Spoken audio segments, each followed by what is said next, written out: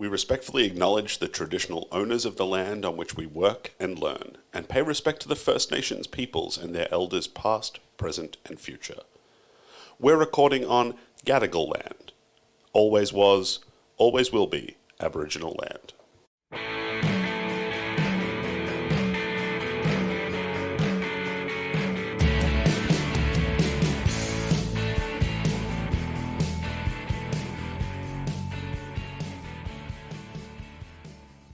Thanks for joining us for episode 2 of Rewind's trip back to 1990 and the birth of Archie Roach's seminal debut album Charcoal Lane. I'm your host Steve Bell. This is a multi-part affair, so check out episode 1 first if you haven't already, just to get the full story.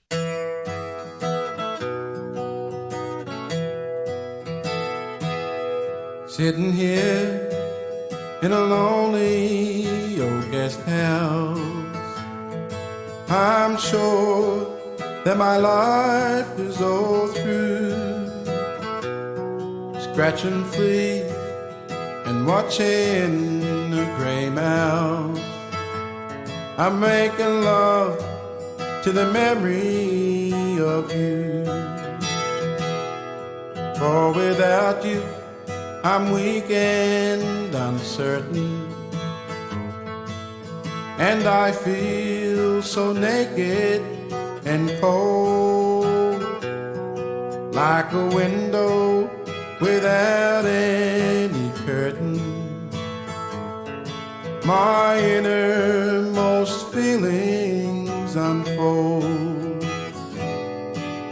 The drink I just had, it wasn't as bad as the first, but drinking won't do when it's only for you. I thirst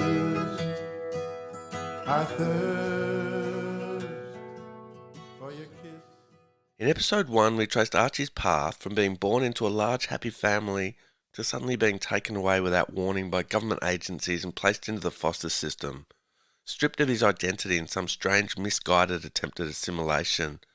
Indefensible policies which had been around since before Archie's plight, stretching back to around 1910, and which carried on right through the early 70s, sometimes even after the forced removal policies had been revoked.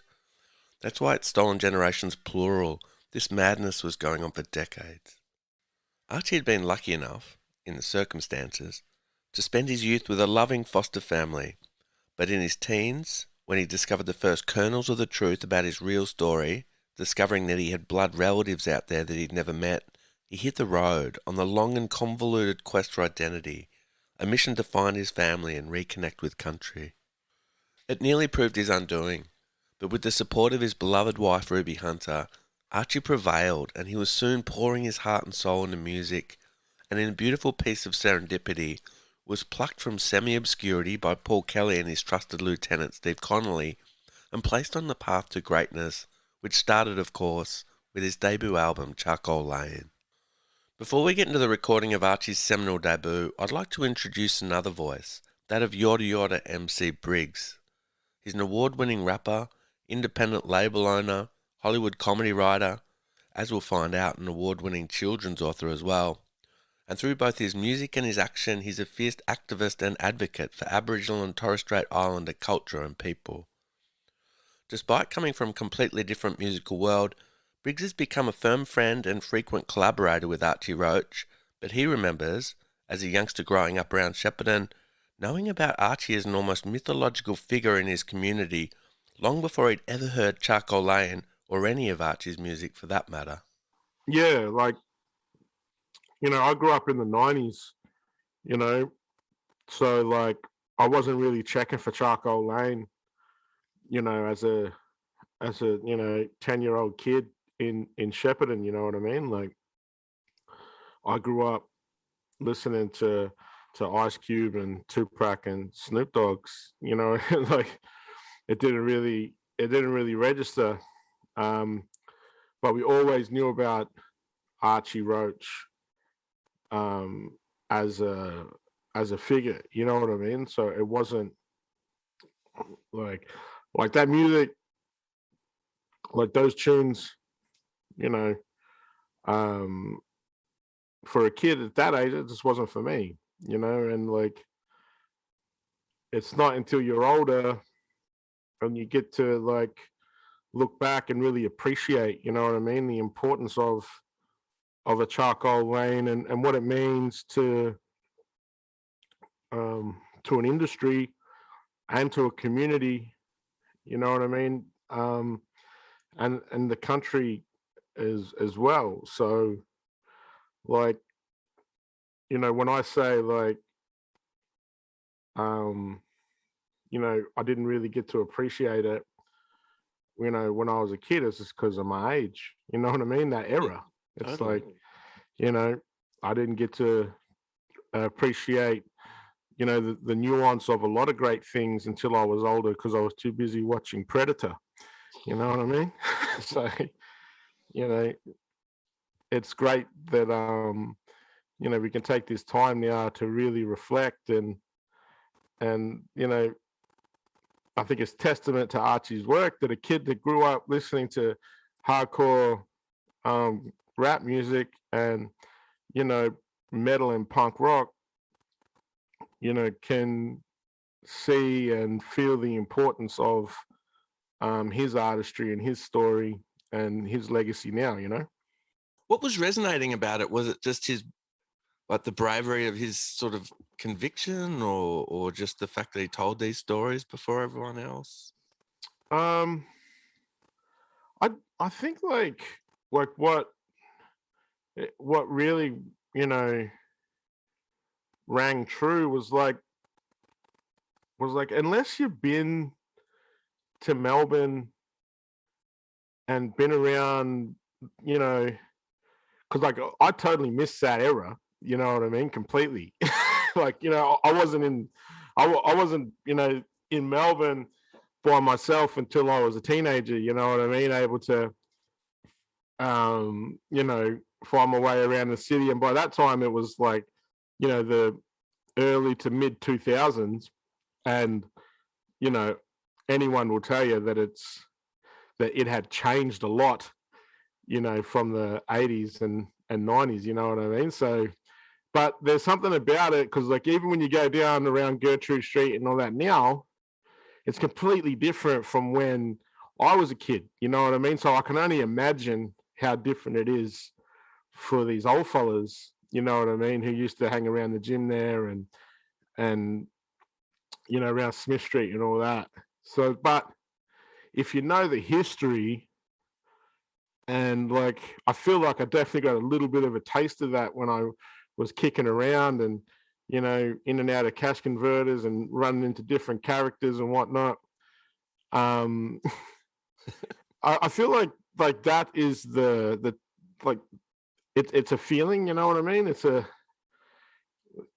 like just to take just to look at one aspect of that story of Charcoal Lane being amongst a community in a city, you know what I mean, where like nobody was really from at that point, but they were all there, you know what I mean?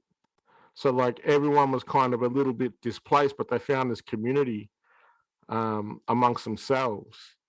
And like so like these are the things that I first like when I'm painting a picture and in my head and listening to this stuff and like thinking about these fellas playing and singing and doing their thing at these bars and pubs and like that Melbourne stuff, and then you add another layer on top of that of Archie's story and then the real history, you know what I mean, that history that is the real like nucleus of everything that he embodies, you know what I mean, that he's talking to you about. And I guess like the cornerstone of that is like took the children away. Yeah. And you think about the opening line of this story is right, this story is true, you know what I mean? It's like, and that's what embodies everything that Charcoal Lane and Archie is about, is their honesty. You know, because that's what travels. That's what stays. You know, that's the the eternity of it.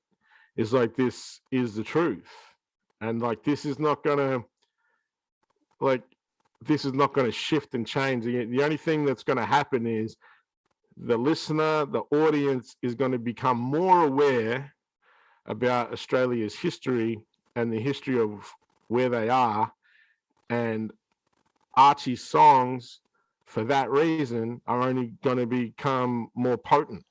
We ended the first episode of this rewind with the much-missed Ruby Hunter putting a foot down to Archie when he was reluctant to commit to making an album with Paul Kelly, telling him, "It's not all about you, Archie Roach. How many blackfellas do you think get to record an album?" And to Briggs, even though technology these days has changed the landscape to a degree, the sentiment of Ruby's conviction remains imperative, and that together Archie and Ruby helped open a lot of doors for today's generation of incredible Aboriginal and Torres Strait Islander artists. You know the differences as well, man. It's like when Archie did it, it was a lot harder to do. You know what I mean? Like, to be honest, like after we finish this conversation, I could turn on my computer and leave it on and leave this microphone on and make an album. You know what I mean? If I, but like back then, you know, you're recording to tape. You know what I mean? You need a team of people who believe in you to get around you to make this record. Yeah. And so it's a lot more of a process back then till now, right? It's like now, because of the you know, the nature of music consumption and technology, it's like a lot of people can make a lot of records. Yeah. So back then, if you were to make a record, make an album, you know, in the late 80s, early 90s, you know, some people really had to believe in that. And then you have to in turn believe in yourself. Yeah. So like, you know, Ruby said to Arch, it's like, this isn't just for you, Archie Roach. It's not all about you. And he took that on board, you know what I mean? And he understood that, you know, it was important to open that door. I guess Ruby seen the future, you know what I mean? She had the vision because she knew what this story meant. So sometimes when you're inside of the story, you're not able to appreciate what it is. So, you know, it takes a good visionary around you to be able to, you know, that you trust, that can tell you, no, this is important. This is bigger than you, and you need to get in there and do it. And that's what he had with, you know, Ruby. That's what he had with Paul Kelly, you know, like the great facilitator. It's you know, your artistry is all there. The stories are all there. Sometimes you just need a bit of a nudge to be reminded, you know what I mean, that it's worth talking about. Okay, at this point we'll rejoin Archie, explaining to us the road to recording Charcoal Lane following his incredible game-changing set supporting the Messengers at Melbourne Concert Hall. Before long, Paul Kelly and Steve Connolly, who'd become instant fans and together were going to co-produce what would become Charcoal Lane, were visiting Archie and Ruby at their Melbourne home, feeling out each other as people and forging a musical bond via the age-old tradition of singing songs around the kitchen table. And Archie takes us back to the start of that all coming together, a phone call from Paul. Yeah, they might have rang up work first and they got my phone number. Oh, hang on. This time, yeah. I was working outside the group home. But see, me and Ruby, yeah, they part of Ruby Hunter, she mainly was running this family group home with a lot of the state ward children, ironically, that we looked after. And I worked outside the group home. And so, yeah, but they got in touch with us. They must have rang up work and then got the phone number for the group home. And they rang up there and asked us, said, listen, you know, whereabouts is it that you live? And I'm Paul Kelly, you know, and me and Steve, when I come around, I said, who's Steve? And he said, he's my guitarist, but we want to come around and have a yarn to you about some of your songs. And so they eventually came around to the family group home and talked about, you know, said, we're wondering if you'd be interested in doing an album with my record company. And I said, I know how to think about it. And he said, have you got enough songs? I said, well, I might have enough songs together. I don't know. I'll have to check it out, a couple of songs. Then we sat there and just sang. I sang maybe one or two of my own songs, and then we just sang a few country songs, you know, like Will Haggard or George Jones. And I remember all of us singing, sitting at the table singing Window Up Above, George Jones song. I thought, wow, these fellas like my sort of music too. And I said, well, you know, here's a phone number. We've got to get going, but, you know, if you change your mind or see what you think about doing an album, just give us a call. And so yeah, that's when I first met Paul and Steve Conley, of course, was there with him. And he introduced me to Steve, so he's our guitarist for the Messengers, but, you know, we're just interested we're interested in seeing if you want to do an album, get a collection of songs together and do an album with us. So that's when I first met them. Yeah. Was that important, doing that singing together to build up that trust or rapport? I think so. I think that's whether they had that in mind or not. It was just something that was just organic. I think it was more organic than anything, that we just picked up guitars and just had a bit of a jam, you know, of these country songs that we knew, and they knew a lot of country songs. And that's one of my favourite George Jones songs, Window Up Above. And we did a couple more. But I think it just got, it just, when you're sitting around with a couple of fellows playing guitar and singing a song together that you all know, it's what I've done for years. I've done that for years around with me brothers, me uncles, me cousins. It's just something that we've done, and so it was just natural, you know, to do that, and it did. It built up a bit of a rapport with Paul and Steve. Yeah. Paul agrees that the period he and Steve spent just hanging out and playing songs with Archie and Ruby in their kitchen proved pivotal in the Charcoal Lane narrative. I can't remember which came first, approaching, you know, a record company first, or just going to his place and hearing his songs. But whatever the order was, it became apparent very quickly that he had, you know, like a full body of work. He'd been playing around for quite a while and writing songs for quite a while. He's playing at folk clubs in Melbourne. There's a place called 1C1. I hadn't seen him there, but Steve and I started visiting Archie and Ruby out at their place in Reservoir, the northern suburbs of Melbourne, and just sort of sitting around the kitchen table, playing songs. We sort of just did that sort of once a week, every couple of weeks for a few months, just to sort of to get comfortable with each other. And we would play, country. We play covers. So we play country songs, Hank Williams and George Jones, and the guy who wrote "There Stands the Glass." Archie did a great version of that. Ted Hawkins, thank you. Jimmy Rogers, and then Archie would, you know, play his songs interspersed with that, and with the encouragement of Ruby. So Ruby would sort of prompt him, and the songs just kept coming. In fact, one of the, you know, we've been doing this for a while, and then Ruby said, "Yeah, well, Archie, playing Charcoal Lane. Let's play that song, Charcoal Lane." So Archie played it to us, and I just our jaws dropped to the floor. This sort of beautiful song.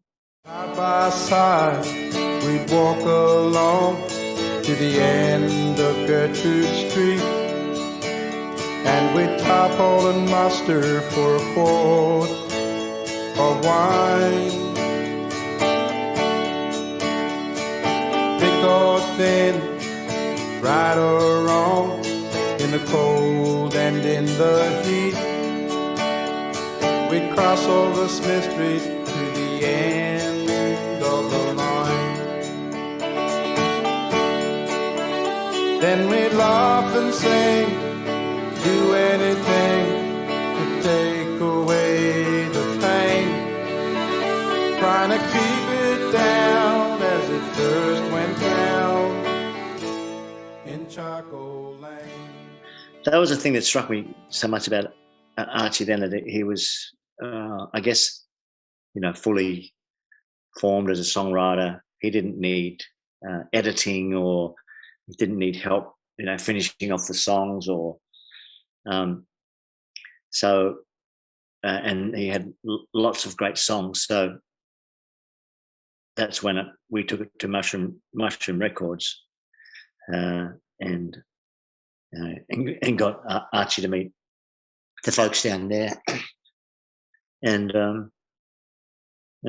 took it from there. Archie ended up penning 9 of the 10 songs on Charcoal Lane, with the final track, the beautiful Down City Streets, being one of Ruby Hunter's first ever compositions. In fact, Archie recalls the first time he found her working on that song's lyrics, back when he thought that songwriting was solely his domain in their relationship. No, he wasn't saying anything about her writing songs.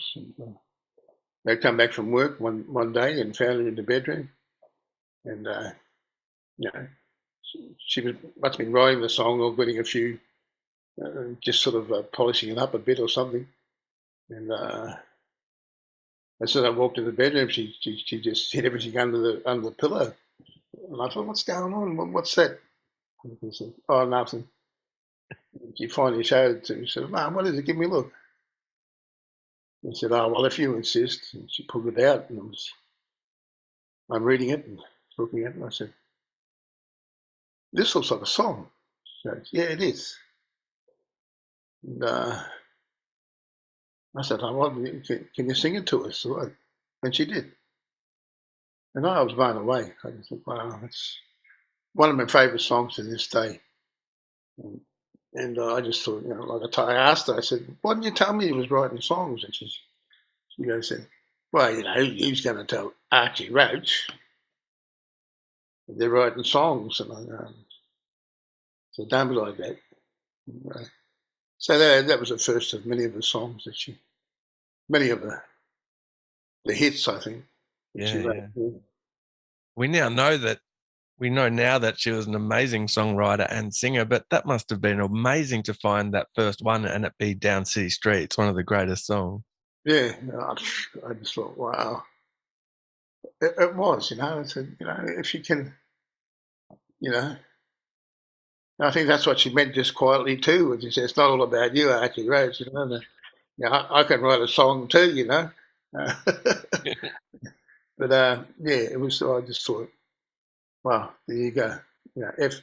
If I did have any, if you do have any influence in life, regarding certain people, for someone to write a song like that, Ruby to write a song like Down City Streets. If I influence that in any way, I can take that with me to when it's time for me to go and just say, well, I'm quite happy and proud to have been a part in that way, played a small part, whatever, of that song coming into being. Yeah. Awesome. And it's so special that got to be on Charcoal Lane too, I think. It is. It is. It was actually, it was when Paul and them came around, and when I said, "Yeah, well, I've thought about it, and I think I'll do the album." And I only had 9 songs. And Paul said, well, we really need 10, Archie.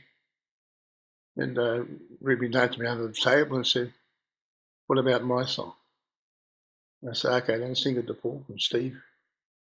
And she did, and that became the 10th song. That became the album. She said, we've got an album, Archie. And so I looked at Ruby and said, would you mind if we sang it on this album, Ruby? She said, no, I'd be proud. So she was quite generous to allow us to do that as well. So everyone's on board to make this first Archie Roach album. They've assembled an album's worth of songs. It's time to hit the studio. The room in question was the home studio of Men at Work's Greg Ham, an intimate setup in Carlton, perfect for this small operation. But for Archie, who'd never recorded in a professional environment before, it was all completely foreign, including the process itself. Strange. You'd be there all day from, I don't know, maybe 9 o'clock till 11 o'clock at night and probably put down one vocal, because they'd be layering all sorts of other instruments and that. And this was back before CDs and that this was still reel to reel. And, singles and, cassettes and so it was all tape, reel to reel recording. And, but no, it was a great experience. And I'd go up and do a vocal on one song, and they said, "Oh, if that we can work with that." And I said, "What do you mean work with it?" "Well, you've got to come in and do it properly later on." I said, "Oh, okay." He said, "But we might get some people in to do some singing, do some backing vocals." And, oh, that'd be good. And he come up to us and say, "Oh, what if you got Tim Finn to come in and sing on Took the Children Away?" And I go, Tim Finn of Split Ends? And they go, yeah. I go, what? Really? Yeah. I said, wow. Yeah, okay. Yeah, get Tim Finn in then. And then the Bull Sisters, Linda and Vicar, doing a lot of their own stuff now, but were originally backup singers for Joe Camilleri and the Black Sorrows. And I've always loved those girls singing. When I was with Joe, they said the Bull Sisters. I said, who are they? Oh, they sing with Joe Camilleri, the backup singers. I said, what? I know who they are too. And so it was all strange but beautiful, great experience. And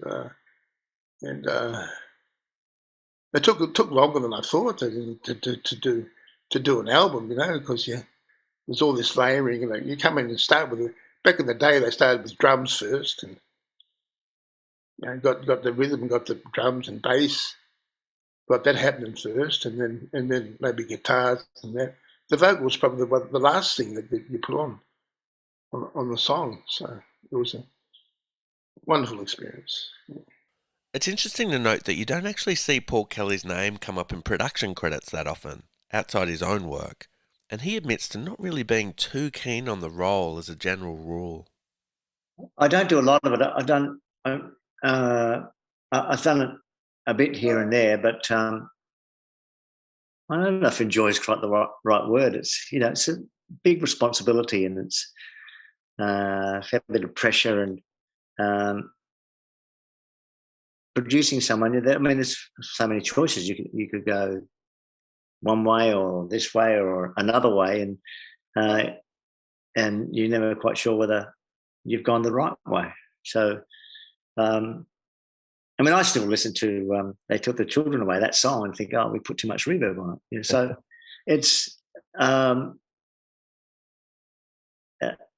So I don't do a lot of it, and I probably stress about it a bit when I do. But I guess it's like all things. If you put the work into it, you can feel satisfied at the end, or some amount of satisfaction. I mean, I was really, and with producing Archie, it was a real great, something that Steve and I were proud of, a real sense of achievement that we had, we knew we were working with a great songwriter.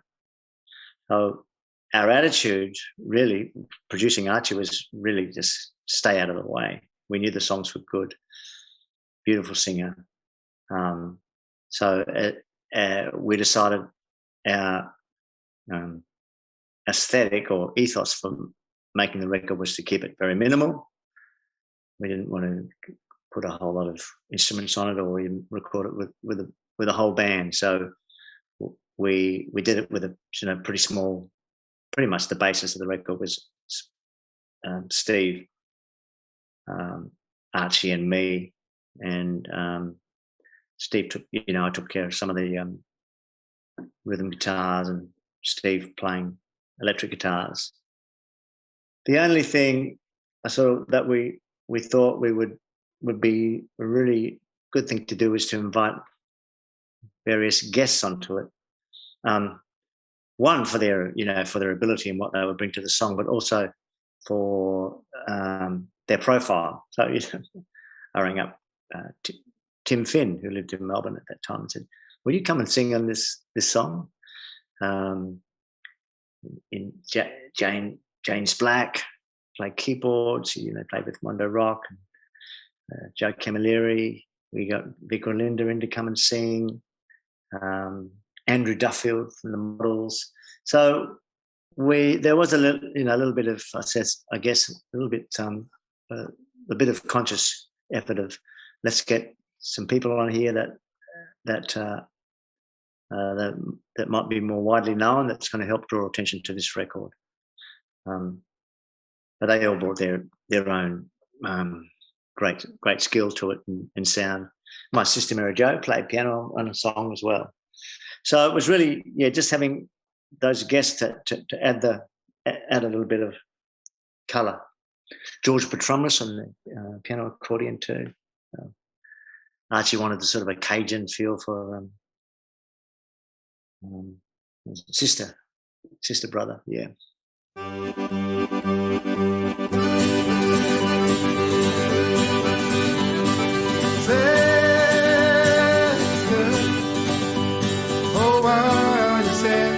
Why have you cried, sister?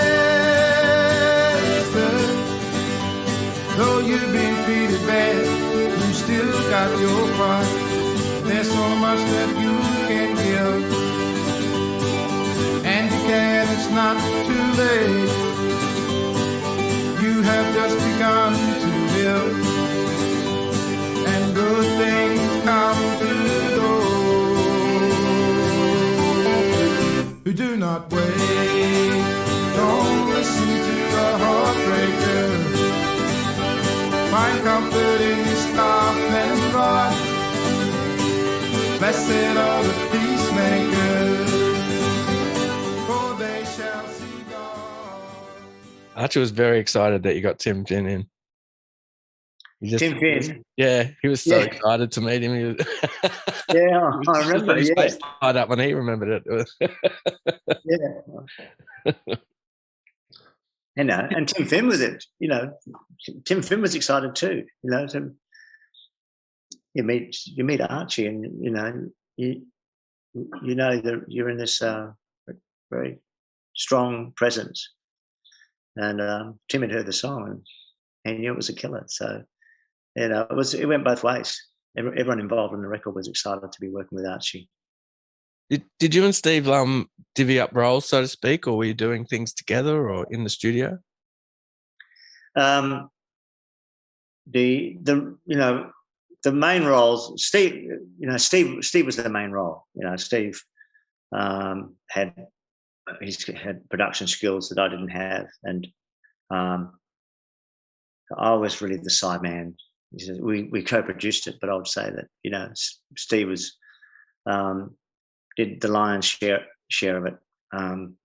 So he, we sort of discussed with Archie. I know it was a new way of working for Archie, because we decided, right, we're just going to get you to sing, Archie. Don't have to worry about playing guitar. keeping it all in time and worrying about that. We're just going to make the track and you can sing to it. That was came out in 90. Came out in 90, yeah. Yeah. So yeah, we were still a bit under the influence of 80s production where you would do a click track and lay the track down and sing over the top. Sadly, Steve Connolly is no longer with us either. Another great talent who left us too young when he passed away in 1994 at the age of just 36. A cornerstone of Paul's 80s band, the Coloured Girls / the Messengers, his loss was huge for Australian music. Paul remembers his friend as being the perfect counterpart in the studio. Oh, Steve, yeah, he was a big influence on me in lots of ways. He really helped me understand the importance of editing and keeping songs tight. I mean, he had he loved all kinds of music, but he had a strong pop sensibility as well. He turned me on to ABBA. I had never thought anything of ABBA. I just totally missed them. But he sort of played me ABBA and sort of showed me how beautifully put together the songs were. I mean, that's just one thing, but he was always with me in the band. He was always, I guess, the master of concision. We might be sort of hanging on a chord for a few bars before the next verse, and say, "You don't need that. Just go to the next verse," or let's tighten it up here, or let's cut that there. So he had that way of thinking. So he was producing with the records that I made as well, co-producing in a sense, arranging. And the other great legacy from Steve in the music that he's left us is the way he played the guitar. He never thought of the instrumental parts of songs as being there for guitar solos or solos. Didn't really even like that word. That was a sort of a place in the song where the vocals stopped for a little bit and you'd have something else. So he often played, what people call the guitar solos. They really just he wouldn't play a whole lot of notes. He'd often restate the melody of the song or just twist it a little bit. But he was always referencing the melody of the song. So he was someone who, as a guitar player, for him, the song was the most important part, not the guitar playing.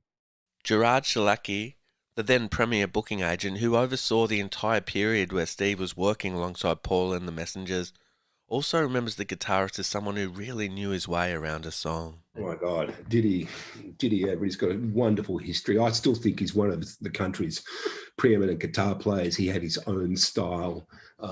He had vast musical knowledge. He knew what he was talking about big time. His playing is all over this record. The guitar solo in Took the Children Away is Steve at his finest.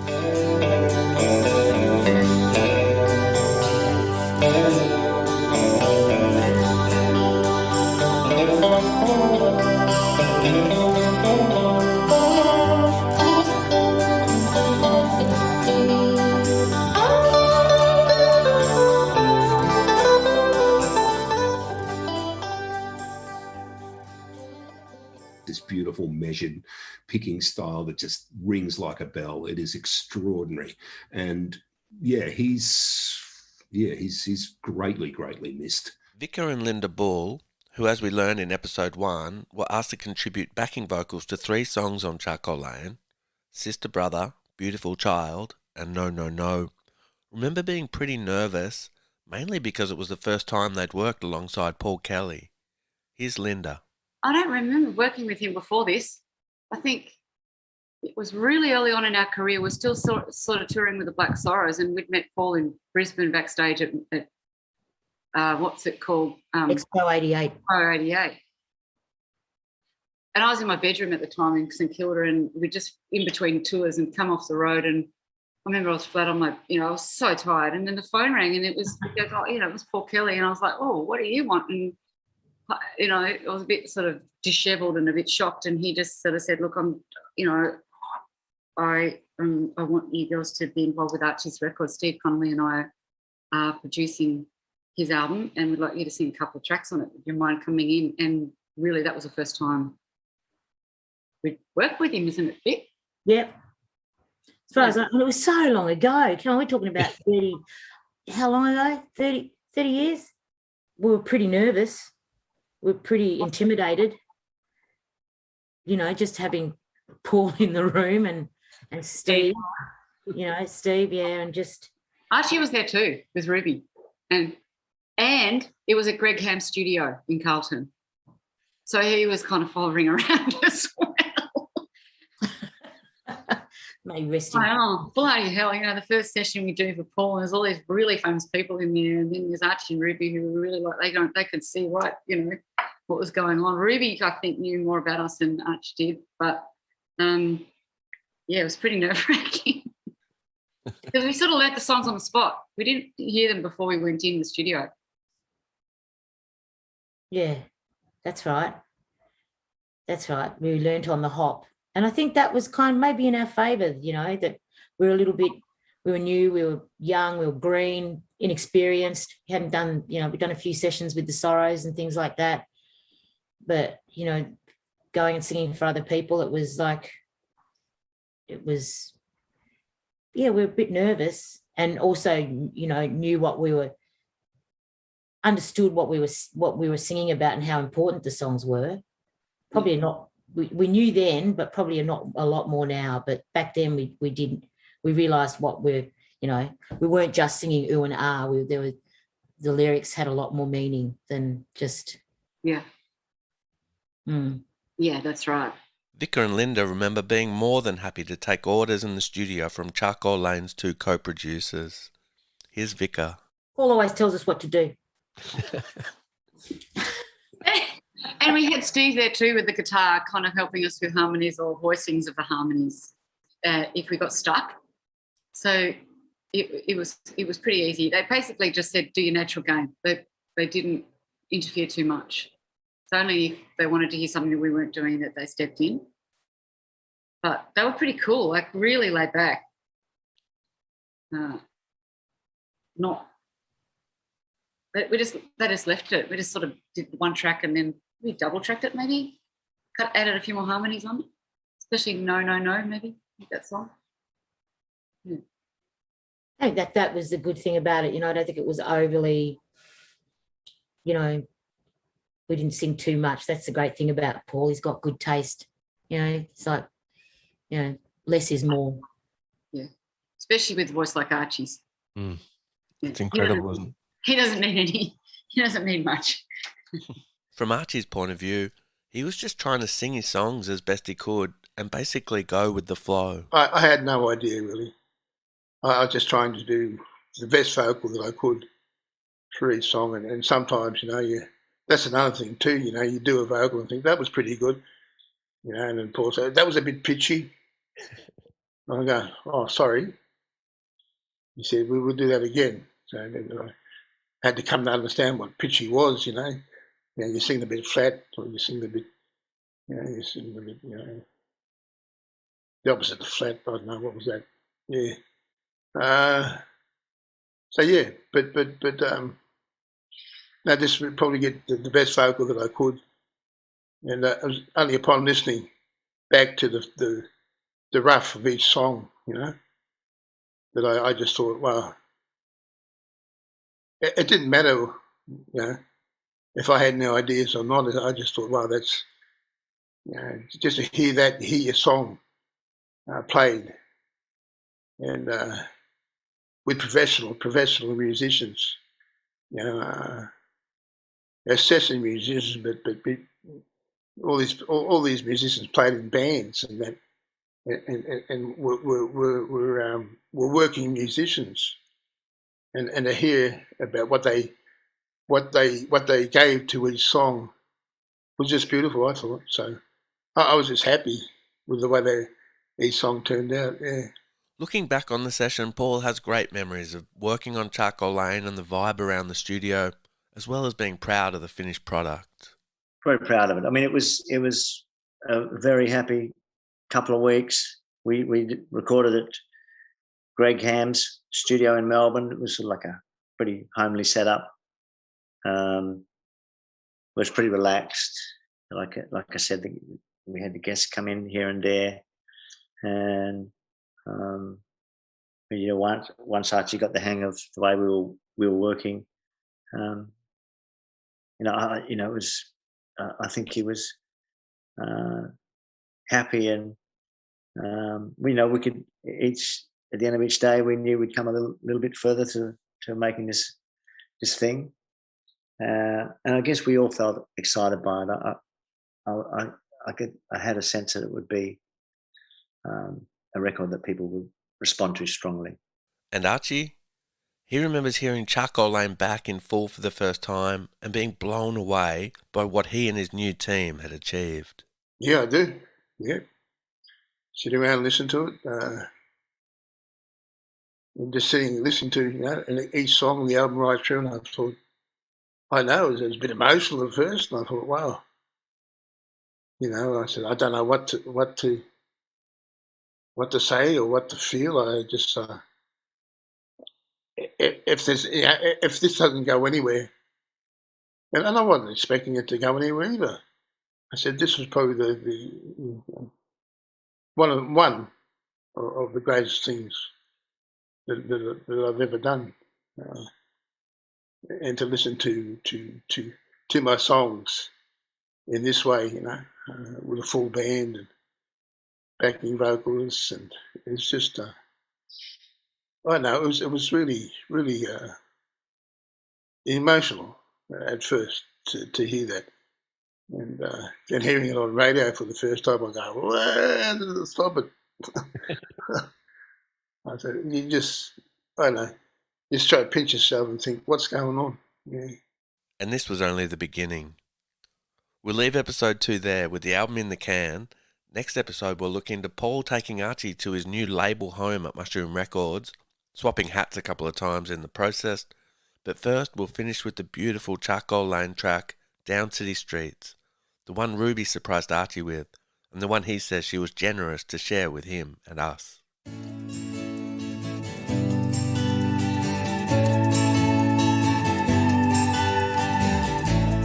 Down city streets I would roll. I had no bed, I had no home. Crawled out of bushes early morn. Used newspapers to keep me warm. Then I'd have to score a drink, start me up, help me to think. Down city streets I would roll, use my fingers as a comb. In those days when I was young, drinking and fighting was no fun. It was daily living for me. I had no choice, it was meant to be. Down city streets I would roll. I had no bed, I had no home. There was nothing that I owned. Used my fingers as a comb. Now I'm a man, I'm not alone. I am married, I have children of my own. Now I have something I call my own. These are my children, and this is my home. I look around and understand how street kids feel when they're put down city streets I would roam. I had no bed, I had no home, and there was nothing that I owned. Use my fingers as a comb. Down city streets I would roam. I had no bed, I had no home, and there was nothing that I owned. Use my finger as a comb.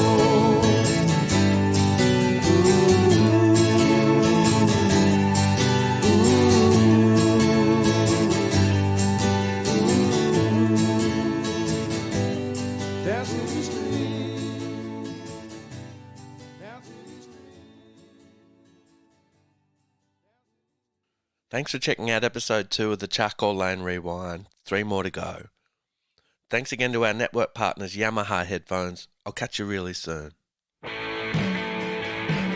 Rewind with Steve Bell is a Euphony podcast, produced by Craig Trewick and Andrew Mars, recorded by Zig Parker. Theme music by Dullah Bar. For more Euphony podcasts, visit our website, Spotify, Apple, Acast, or wherever you get your podcasts.